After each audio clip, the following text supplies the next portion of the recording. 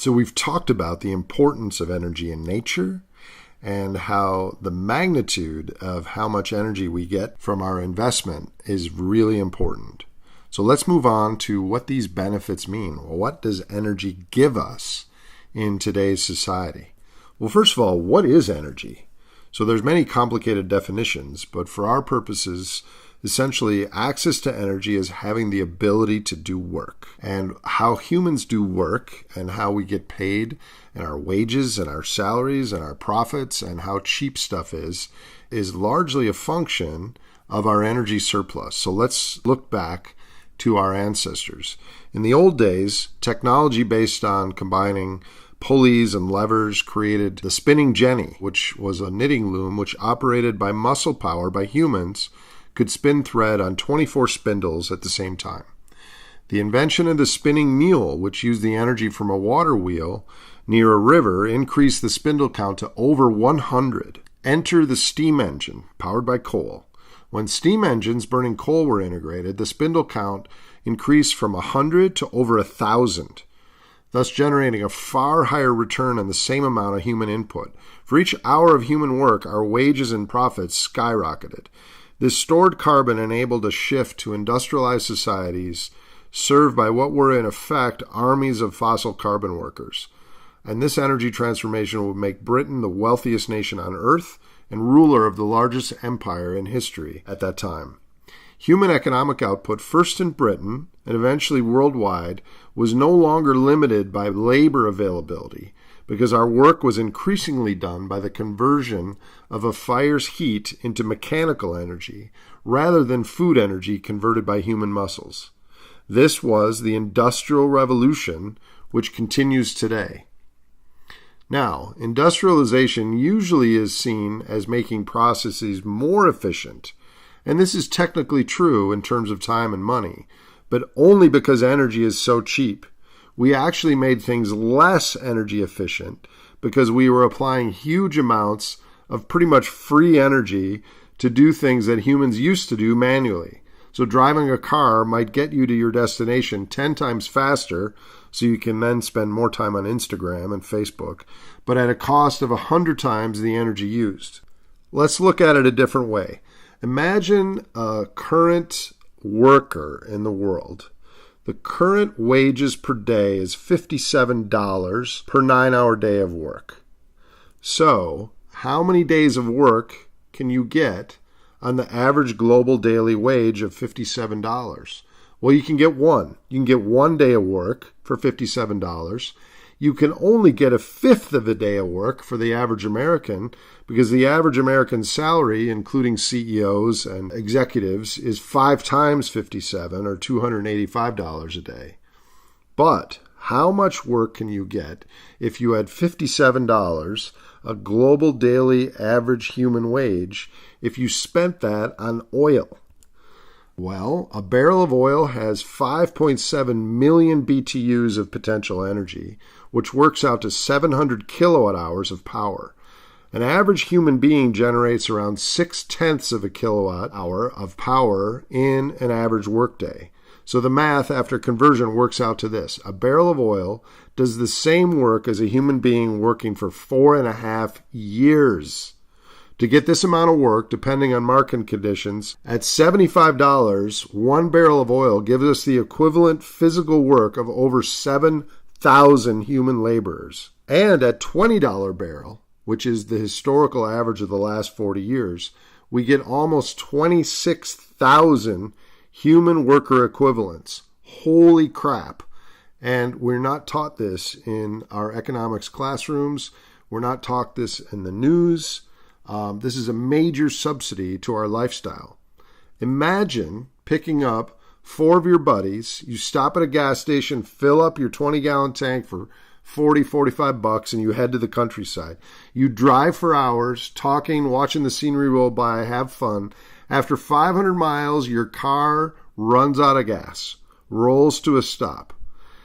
Think about how many hours, days, weeks would it take for the 4 of you to push your car back to your starting point 500 miles away.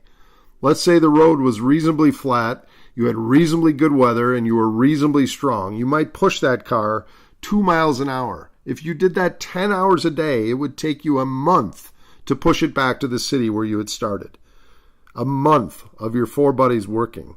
How much would you have to pay your friends to do such a boring, difficult, and unpleasant task? Even at a minimum wage of $10 per hour, it costs you $7,000 and a month of time.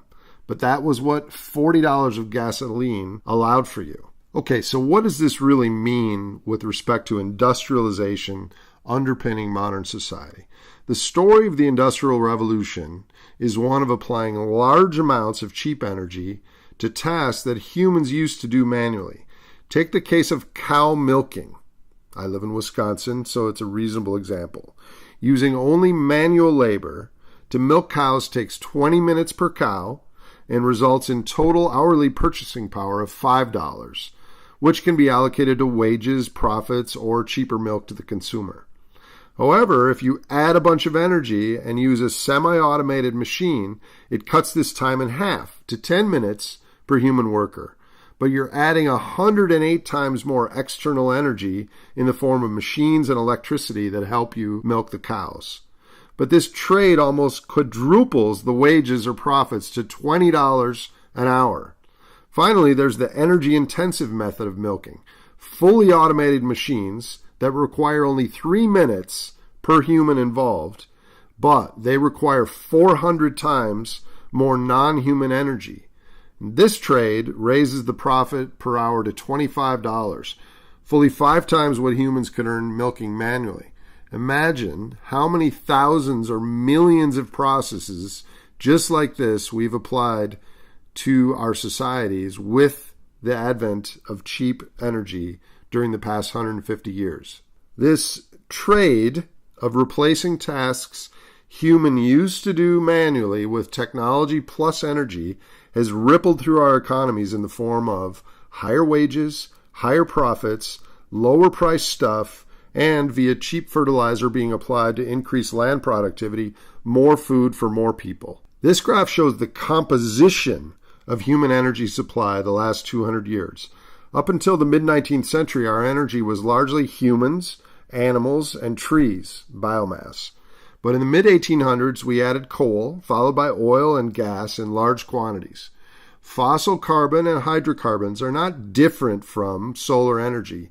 They are solar energy stored from hundreds of millions of years of sunshine into plants and animals which lived long ago, which we're now digging up in a very short geologic time. And they allowed for a moonshot in human goods and services access because of how much human time and labor and creativity they freed up. Human economies grew very little, if at all, for vast periods of the last 2,000 years of our history. They were limited by the horizontal land productivity, in effect what nature provided us from the sun, wind, rain, and soil. But with flammable fossils, this model changed, and we could use land vertically, digging up historical productivity, in addition to horizontally. The chief economist of the Bank of England recently gave a speech with 40 pages of supporting graphs and data, including the one shown here, on the amazing growth in human economies during the last 2 centuries. But in this 40 pages, the word energy was never mentioned. I call this a blind spot. This graph might seem unbelievable at first, but you could find the data yourself with a quick Google. The growth in goods and services consumption in the past 2 centuries has been breathtaking.